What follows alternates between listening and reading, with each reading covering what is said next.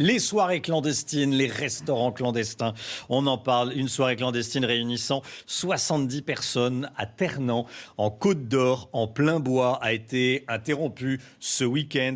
Les forces de l'ordre ont été accueillies à coups de projectiles, que ce soit en ville ou à la campagne. Ce sont des interventions sensibles. On est en direct avec Benjamin Camboulive, secrétaire zonal Île-de-France pour le syndicat Alternative Police CFDT. Bonjour, merci d'être en direct avec nous.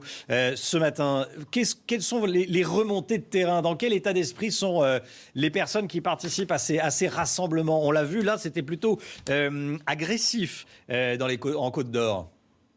Oui, ça va dépendre des configurations. On a parfois simplement des braves gens lassés des restrictions, et parfois cette lassitude va entraîner l'augmentation des tensions. Donc ça, c'est une réalité de terrain à laquelle nous devons nous faire face. Ce qui est important de dire, c'est que l'arbre ne doit pas cacher la forêt. La majorité des Français sont respectueux des règles et ont parfaitement compris les enjeux de la crise sanitaire actuelle. C'est en étant vigilant sur la surveillance de ces comportements à risque qu'on peut espérer avancer, sortir de la pandémie.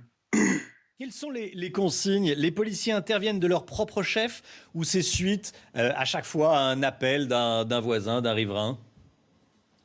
Alors les consignes, on va dire hiérarchiques, elles portent sur l'ensemble des règles sanitaires. Donc il n'y a pas uniquement les restaurants, il y a le couvre-feu, le confinement, les attestations. C'est une globalité qui est gourmande en effectifs, effectivement. Et après, pour ce qui est de l'information qui est portée à notre connaissance, ça peut être le fait de signalements de riverains, de voisins, pas nécessairement dans un climat comme on peut l'entendre de délation. Ça peut être aussi parce qu'ils sont légitimement inquiets de constater des allées et venues ou d'entendre du tapage. Qu'est-ce que vous pensez, on va en parler, en débattre dans un instant, mais de ce qu'a dit le garde des Sceaux? Il dit j'ai l'impression de vivre dans une époque de délation. Ça vous inspire quoi? Il me semble qu'on se trompe de combat. Le risque, c'est pas un prétendu climat de délation, c'est la propagation du virus. Donc le travail des forces de l'ordre, le travail premier, c'est de protéger la population. Nous sommes convaincus que l'application de ces consignes gouvernementales contribue à sortir de la crise sanitaire. Et au nom de cela, au nom de tous les gens qui respectent scrupuleusement ces règles, on se doit de les faire appliquer fermement à ceux qui en dérogent.